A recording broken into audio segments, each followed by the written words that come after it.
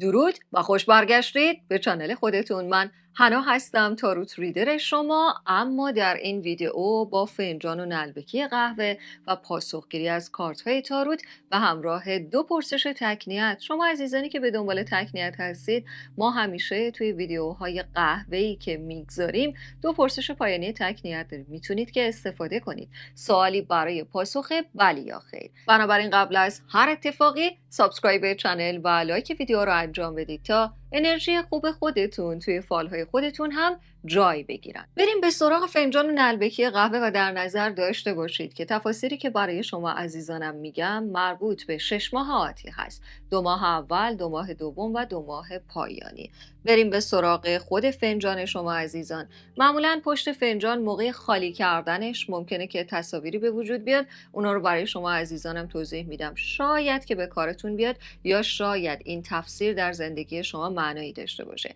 اول از همه جثه آدمی رو میبینیم که این طرف هست و این گوشه وایساده و بیشتر شبیه به جثه خانومی هست. معمولا جثه خانوم نشون دهنده این هست که اگر در مورد کارهایی که ظرافت دارن، کارهایی که مربوط به مسائل هنری هستن، به دنبال یا کار پیدا کردن هستید یا به دنبال فعال شدن هستید، احتمال داره که چرخه کاری شما توی این وعده پیش رو تغییر کنه.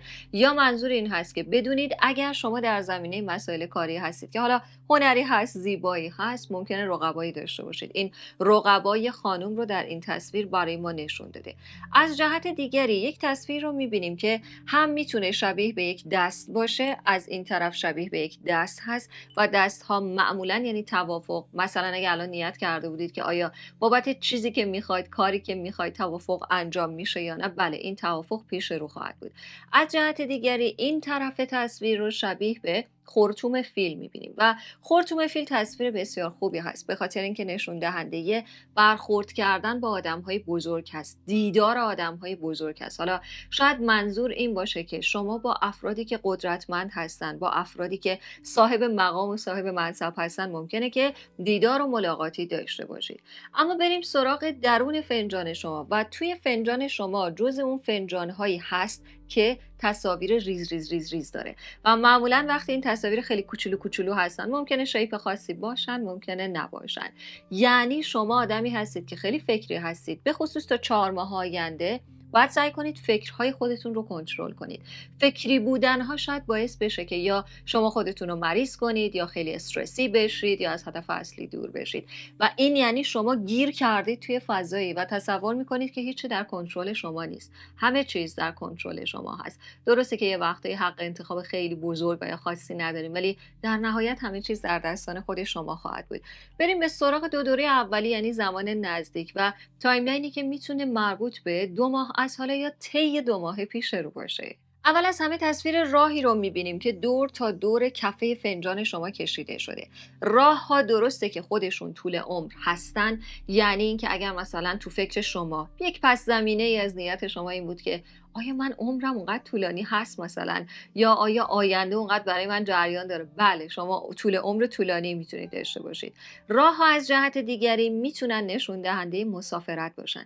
طی 2 ماه آتی مسافرتی دارید که خیلی میتونه به حس و حال شما کمک کنه، یا به خاطر اینکه تصاویر خیلی ریز و کوچولو بودن به شما گفته اگر مسافرت کنید خیلی از این فکری بودنها و شلوغی ذهنتون میتونه از بین بره. یک تصویری وسط فنجان هست، میبینید تصویری هست شبیه به شتر و کوهانش و شاید منظور این باشه با مسافرتی که انجام میشه، با جابجایی و سفری که میتونه انجام بشه، ثروتی به دست میرسه. یا خود شتر نشون دهنده خبر مالی هست، ثروت هست، پول هست، سرمایه هست. یا اگر قرار هست که یک مسافرتی برید با یه سری از آدم‌ها صحبت بکنید و اونها یک مشکلی رو در زمینه یک پولی، یک دارایی، یک نقدینگی حل کنن، حل کننده این مسئله و این موضوع خواهند بود. پس این شطوری که در حال حاضر میبینیم یک تصویر خوب هم هست. یک تصویر دیگر رو هم داریم که اولا تصویر کوزه هست، بازم وسط فنجانتونه. کوزه ها نشون دهنده ریلیشنشیپ و روابط هماغوشی هست. ولی خب شاید به شما اخطار داده باشه به خاطر اینکه کل این تصویر شبیه به یک موش هم هست، یک موش توپلو هست. موش معمولا نشون دهنده آدمیه که اولا میره روابط شما رو به یک کسایی میگه که نباید بگه، این میتونه برای شما بد باشه، خطر آفرین باشه.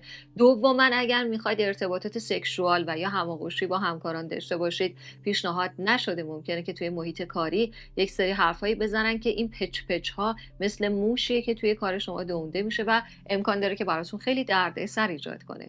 از جهت دیگری موش‌ها نشون دهنده این هستن که اگر میخواید در مورد روابط خیلی نزدیکتون با همکاران خودتون، یا منظور واقعا کسی که باهاش کار میکنید یا کسی که مثلا توی کلاسی، توی یک محیط آموزشی، توی یک مسیر حرفه‌ای باهاش هستید، بدونید که صحبت کردن باهاش در این زمینه نمیتونه خوب باشه.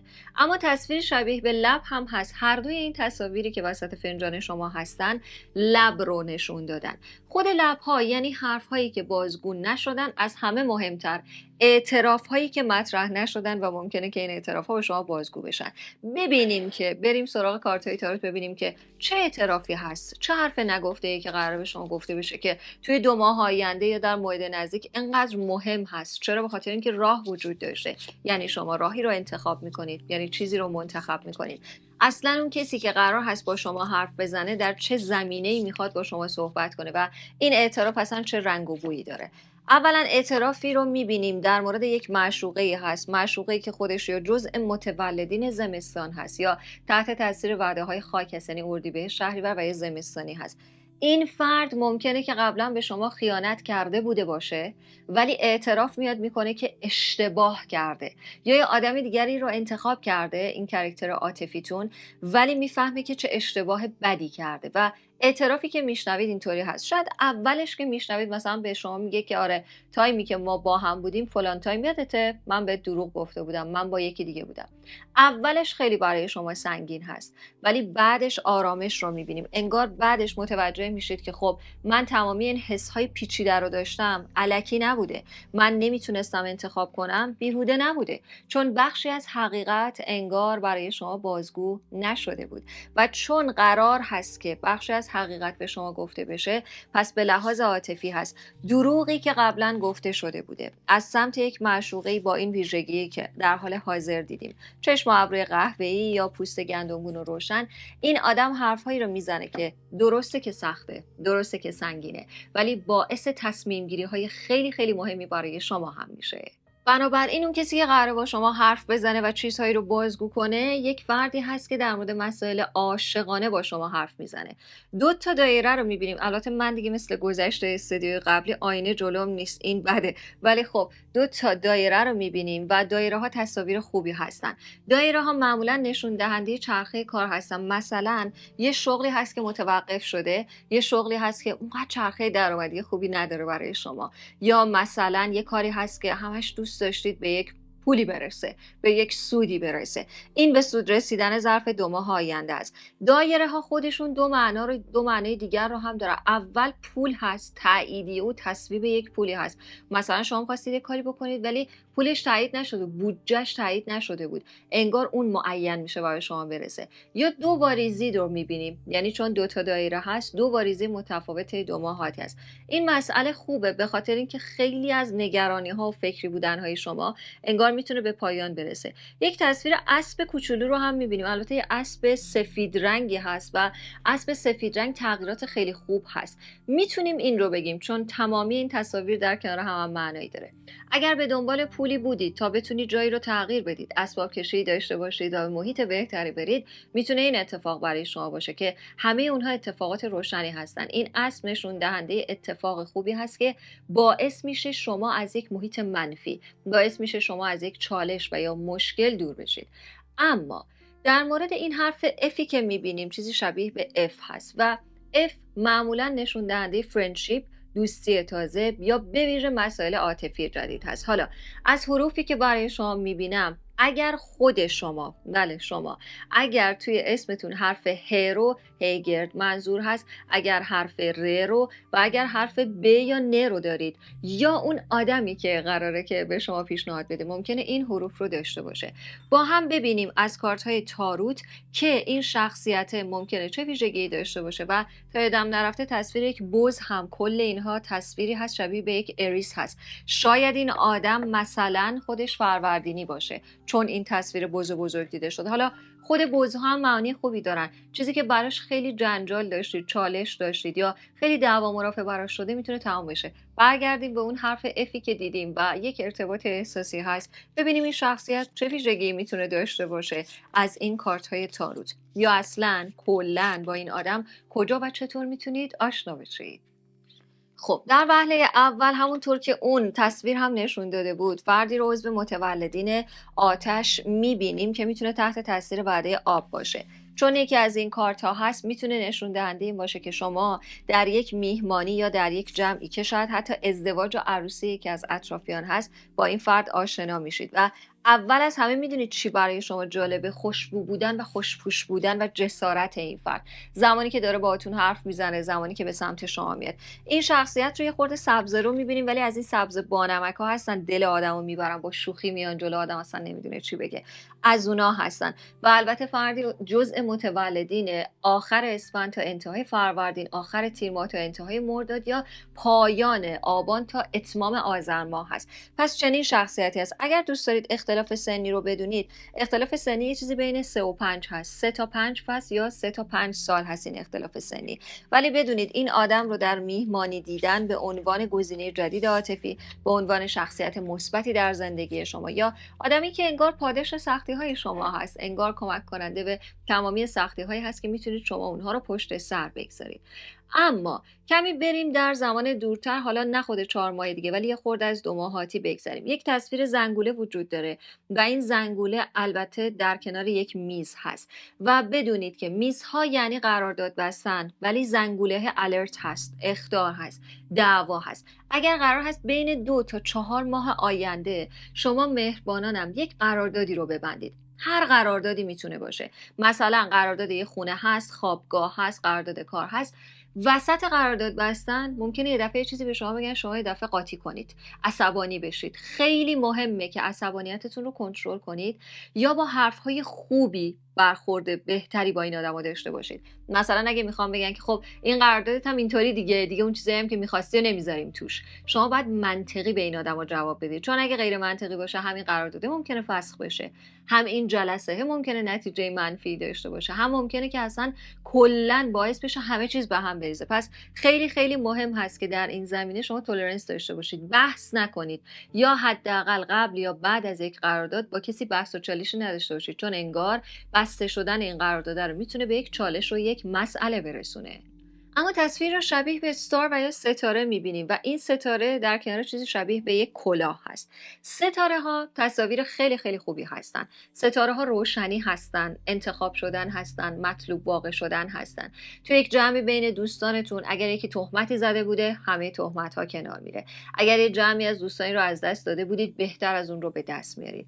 اگر دوست داشتید خودی نشون بدید، مثلا قرار هست کاری رو شروع کنید یا اصلا شروع کردید ولی دوست دارید یه پیشرفتی کنید و با این پیشرفتتون به پول بیشتر برسید، به خاطر اینکه کلاه هم در کنار این تصویر دیده شده، بنابراین باید بدونید که این تصویر ستاره یعنی شما مطلوب واقع میشید به خاطر عملکردهاتون و این کلاه یعنی مقام بالاتری رو به دست میارید. حالا مقام بالاتر میتونه معنی متفاوتی داشته باشه، مثلا لول کار شما بالاتر میره، جای شغلی شما راحت تر میشه، یا مثلا شرایط و موقعیت های پولی شما بالاتر میره، یعنی دستاورد و یک درآمد بیشتری میتونه برای شما هم ایجاد بشه. اما بریم به سراغ مابقی تصاویر. یک تصویر تاچ رو میبینیم دیگه. بریم سراغ 4 ماه از حالا، یعنی زمانی که 3 یا 4 ماه از حالا میگذره یا بین 2 تا 4 ماه از حالا.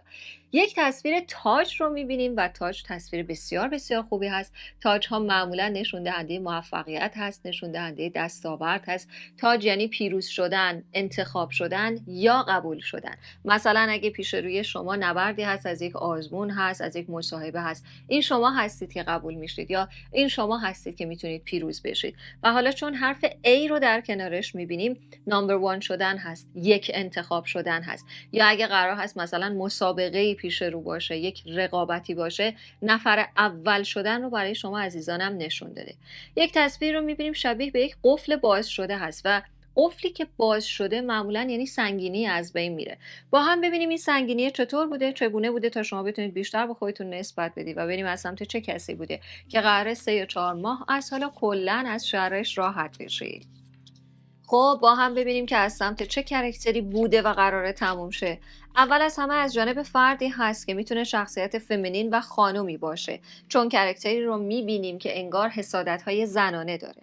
دوم میبینیم که این فرد از دوره هفتم این سنگینی رو ایجاد کرده بوده و به خاطر این هست که شما جلوی یک جمع یک خونسردی نشون دادید، در یک انتخاب بسیار سختی، یک انتخاب ریسکی رو خیلی راحت ولی قبول کردید، اما برای این آدم سخت بوده و سنگینی که ایجاد کرده بوده حتی یه شبیه به نفرین هست. مثلا میگن که الهی به فلان چیز برسی، مثلا داغ دلمو تازه کردی، از این مدل‌ها بوده یا واقعا دعا بوده. ولی بدونید از 7 دوره قبلی اتفاق افتاده، 7 هفته قبل از این ویدیو، 7 ماه گذشته. ولی در کل از جانب این شخصیت خانم هست که اگر به دنبال سن و سالش هستید، بین سن 30 تا 35 سال میتونه باشه، یعنی خیلی سن و سال بالایی نداره و حسادت‌هاش به خاطر شکست‌هاش هست، به خاطر اینکه شاید خودش موقعی که میبایست چیزی رو انتخاب کنه در ازا همه چیز رو خراب کرد و خیلی از فرصت‌ها رو از دست داد. پس بدونید سنگینی که در این زمینه هست و قراره که تموم بشه در این تایملاین زمانی از سمت چنین فردی بوده. فردی که شاید یا چشم و ابروی روشنی داشته باشه یا موهای بلوند و بوری داشته باشه. اما بریم به سراغ بقیه تصاویر. یک تصویر رو میبینیم که شبیه به درخت هست و جدای از این درخت چیزی شبیه به پل دیده شده و خود پل ها تصاویر خوبی هستن، میتونن تغییر لایف استایل باشن یا تغییر لول زندگی شما. برگردیم به تصویری که مربوط به درخت هست. درخت ها تصاویر خیلی خوبی هستن، رفاه هستن. مثلا اگه الان شما موقعی که داشتید نیت میکردید برای این فال به خودتون گفتید که خدایا آیا یکی پیدا میشه که مثلا منو حمایت کنه، سپورت کنه یا پشتیبانی کنه؟ بله، همین مسئله هست، پشتیبانی فردی از شما هست. یا اگر به دنبال این بودید که یه خورده جاتون راحت تر بشه، زندگیتون راحت تر بشه، وقت برای خودتون داشته باشید، میتونه این تصویر باشه. گهگداری درخت ها یعنی این که شاخ و برگی میدید، در یک کاری رشد میکنید، یعنی اکسپند شدن و بزرگتر شدن یک شغل هست، بیش شدن یک کار هست یا گسترش پیدا کردن یک کار هست، آشنایان بیشتر یا موضوع کاری بزرگتری که خواهید داشت. اما خود تصویر پل ها نشون دهنده تغییرات خیلی بزرگ هستند. مثلا شما از یک دوره قبل تا الان توی یک شرایطی استاک شده بودید، گیر کرده بودید و تغییر نکردید. حالا برای شما از کار جواب میگیرن، شما ببینید به کدوم شما بیشتر میخوره عزیزانم. و گیر کرده بودید اما نمیتونستید تغییر رو در اون ایجاد کنید. با هم ببینیم که این تغییر بسیار بزرگی که حالا هوای شما رو میتونه خوب کنه چه چیزی هست. اول از همه تنهایی هست. قرار هست که تنهایی های شما به یک اتمامی برسند، به خاطر اینکه موقعیت های جدید عاطفی رو، حتی یک مسیر برای ازدواج رو میبینیم. یا اگر یک آدمی یک ازدواجی رو کنسل کرده بوده، دوباره میاد برای اینکه از دل شما در بیاره. حالا خود این برگه نشون دهنده التیام هم هست. اگر شما در چرخه بیماری بودید یا اگر مدت خیلی زیادی منتظر یک عمل جراحی بودید، ولی هر چقدر که صبر کردید انگار این عمل جراحی اتفاق نیفتاد، انگار انجام نشد و همش به خودتون میگفتید پس کی دیگه میخواد انجام بشه؟ 3 یا 4 ماه از حالا بالاخره انجام میشه. در نهایت هم خرید یک چیزی رو میبینیم که کلا زندگی شما رو دگرگون میکنه. یک دارایی بسیار با ارزش هست، به نام شدن یک سند هست یا خریداری وسیله‌ای هست که ببینید چقدر مهمه که میتونه لایف استایل شما رو تغییر بده. حالا مثلا شاید میخواستید با خرید اون وسیله کاری رو شروع کنید، میخواستید با اون وسیله چون درخت هم بوده کاری رو گسترش بدید. به هر حال برای شما عزیزان این موضوع یک موضوع خوب رو هم نشون داده. اما تصویر آدم رو میبینیم و این آدم در کنار عدد 8 قرار گرفته. آدم‌های تکراری رو دیدن، آدم‌های گذشته رو دیدن یا چرخه دیدارها تکرار شدن هست. مثلا اگه الان جزء نیات شما عزیزان این بوده که من کی میتونم فرد مد نظرم رو ببینم، 3 یا 4 ماه از حالا این آدم نشون دهنده ملاقات هست و ممکنه که در این ملاقات ابراز یا ناراحتی یا ندامت وجود داشته، چون این 8 یعنی یا به دنبال جبران چیزی هست یا میخواد که یک کاری رو که انجام نداده تکمیل کنه یا بالاخره چرخه برگشتی هست، یعنی یک حضور دوباره‌ای هست، یک دیدار دوباره‌ای هست که الان هم برای ما وجود داشته. چون حرفی شبیه به H رو در کنار این تصاویر می‌بینیم، شخصیت خیلی مغرور، فردی که شاید اصلاً نارسیسیست باشه، خیلی خودشیفته باشه و آدمی که شاید غرور ازش میباره و شما که الان اینو میشنوید میگید بابا مگه میشه، بعد وقتی اتفاق میافتید میاد کامنت میذارین و این موضوع رو میگی. و اما یک چیزی شبیه به صلیب روشن رو این پایین میبینیم و معمولا صلیب روشن یعنی خوب شدن، بهبود پیدا کردن و از مریضی بلند شدن. به خصوص اگر بین اطرافیان شما کسی هست که در بستر مریضیه و گفتن که این چرخه رو حالا بره ما نمیدونیم خوب میشه یا نه، قرار هست که خوب بشه، قرار هست که بهبود پیدا کنه. تصاویر کوچولوی دیگری هم هستن، یکی شبیه به کلید هست، یک مشکل کوچولویی میتونه حل بشه چون در کنار یک چیزی شبیه به یا مستطیل میبینیم یا یک مستطیل نصفه است. این مستطیل نشون دهنده مدرکه. اگر یک مشکلی در مورد یک مدرکی بوده، در مورد یک سندی بوده، در مورد ورقه‌ای بوده، میتونه این مشکل حل بشه و چیز خیلی خوبی خواهد بود. و اما یک عدد 1 رو اینجا میبینیم، اگر ببینید عدد 1 روشن هست، یعنی اینکه توش سفید هست. عدد 1 یعنی شروع دوباره‌ای که متفاوت هست. مثلا شما یک کاری رو رفتید، شکست خوردید، 3 یا 4 ماه از حالا کلا یک چیز تازه‌ای رو آغاز میکنید و این یعنی فرصت دوباره به شما داده شده، فرصت دوباره‌ای که شاید نباید اون رو نادیده بگیرید و چیز بسیار مهمی خواهد بود. یک سری تصاویر رو می‌بینیم که شیپ و شکل خاصی ندارن و بدونید که در جمع آدم‌هایی که نمی‌شناسید یه خورده باید دقت کنید، به خاطر یک شمشیر کوچولو هست، یک چیزی شبیه به یک نیزه هست بیشتر. باید دقت کنید چون این آدم‌هایی که نمی‌شناسید گنگ هست تصویرشون. این آدمایی که نمی‌شناسید ممکنه برایشون مشکلی به وجود بیارن یا مثلا میخوان از شما سوء استفاده کنن. این شمشیره یعنی با حرف‌هاشون شما رو گول میزنن یا با حرف‌هاشون میخوان برای شما اذیت و آزاری رو ایجاد کنن. یک تصویر صندلی رو میبینیم، در کنار چیزی شبیه به شاخه هست، یعنی شاخه‌های تو هم هستن. صندلی‌ها معمولا نشون دهنده ارتقا هست. حالا چون شاخه توی هم رفته رو هم میبینیم، میتونه منظور این باشه که مشکلی اگر برای اعضای خانواده شما یا پارتنر عاطفی شما هست یا اگر با افراد خانواده پارتنر احساسیتون مشکلاتی دارید، قراره یه خورده از اونها باز بشه. این گره ها قراره که مثلا باز بشه و شما بفهمید که او مثلا فلان چیز بوده این مشکل رو ایجاد کرده، فلان کسک بوده این حرف رو زده و دردسر ایجاد کرده. و در نهایت هم یک تصویر مثلث روشن را میبینیم و مثلث ها معمولا نشون دهنده ثروت بزرگ و ناگهانی هستند. میتونه ثروتی باشه برای خرید منزل و ملک، چون خود این مثلث شبیه به سقف شیروانی هست، بنابراین میتونه این معنی رو هم بده.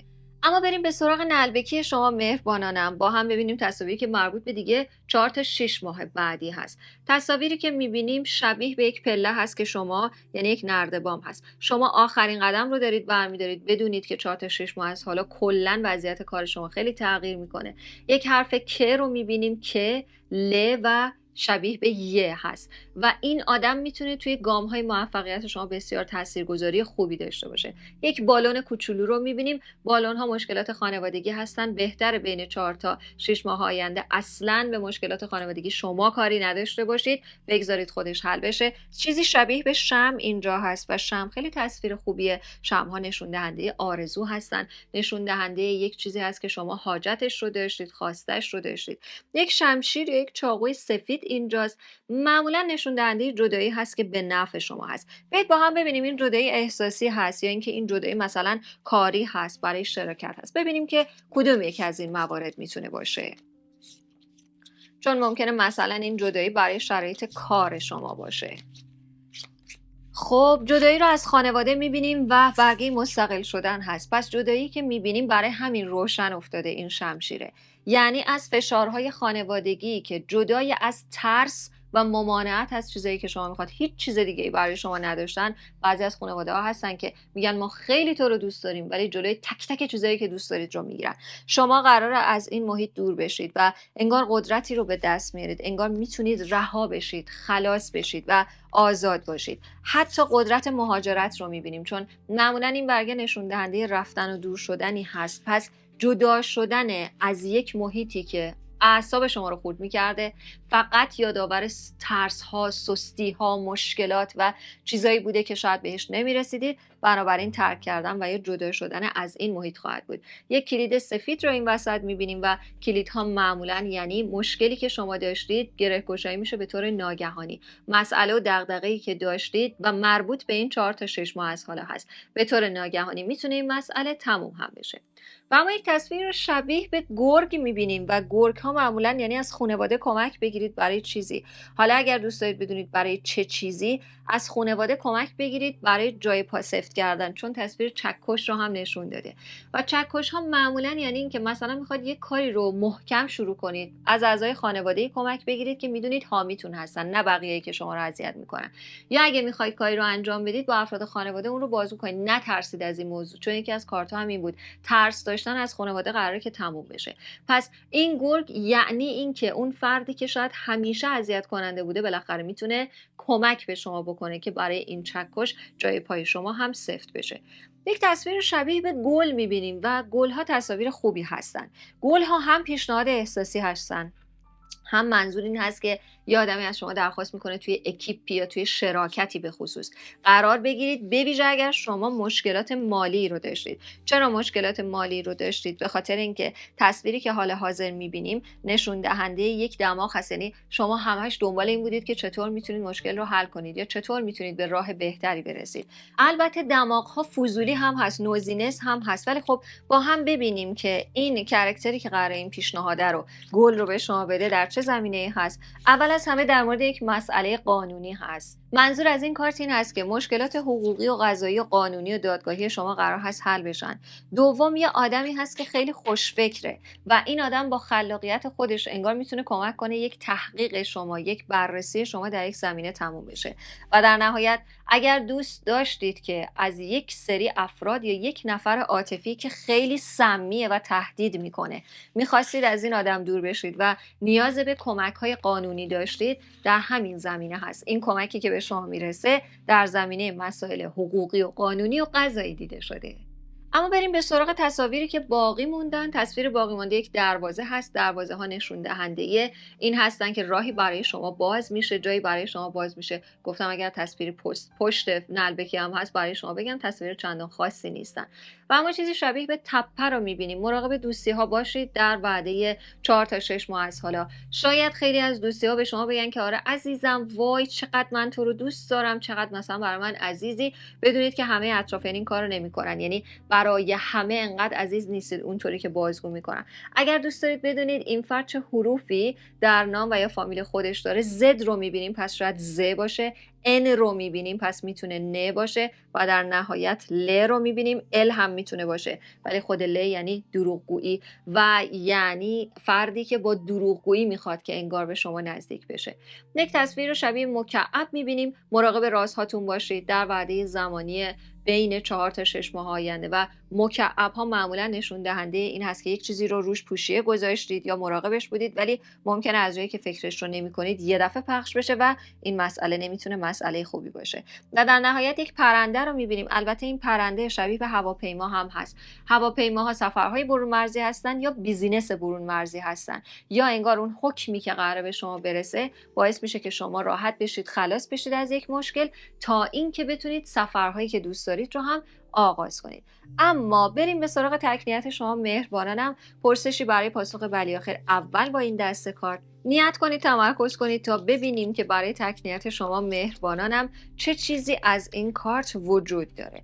جواب مثبت هست، برگه روشنی هست، احتمال اینکه سنگینی تموم شه، احتمال اینکه بدبیاری تموم شه، یک مسئله و دغدغه و مشکلی به پایان برسه و این دوتا کارت در کنار هم یعنی چیزی که اصلا انتظارش نیست که حل بشه میتونه حل بشه، چیزی که خیلی‌ها در موردش بد گفتن، انرژی های خیلی خیلی بدی توش بوده، بدترین دعواها، بدترین عصبانیت ها، بدترین فیلیر ها توش بوده، ولی میتونه به نقطه مثبتی برسه. پس تفاوتی که میتونه ایجاد بشه رو با پاسخ مثبت نشون داده. دیگه تفاصیلش این است که بیماری تموم میشه یا بیماری میتونه راه حلی پیدا کنه، چاره‌ای برای سرمایه گذاری پیدا میشه و در نهایت روشنی که در مسیر شما خواهد بود. و البته جواب رو مثبت کرده. اما بریم به سراغ دک و دست کارت شماره 2. نیت کنید، تمرکز کنید تا ببینیم که این کارت ها چه پاسخی برای شما عزیزانم خواهند داشت به پرسشی برای جواب بلی یا خیر. خب جواب منفی هست و یکی از کارت هایی رو میبینیم که حتی اگه بخواد مثبت بشه با خواسته و آرزوی شما برابری نمیکنه. شما یک سری خواسته های ویژه‌ای رو میخواید که متاسفانه راه اشتباهی رو انتخاب کردید یا اصلا از کیس اشتباهی یا از طریق اشتباهی اون رو میخواید. برای همین جواب شما منفی هست و بدونید تا زمانی که مسیر رو عوض نکنید ممکن نیست برای شما این مسئله تغییری داشته باشه. بدین صورت برای فنجان و نلبکی شما مهربانانم و البته تکنیت ها از کارت های تاروت بوده برای شما.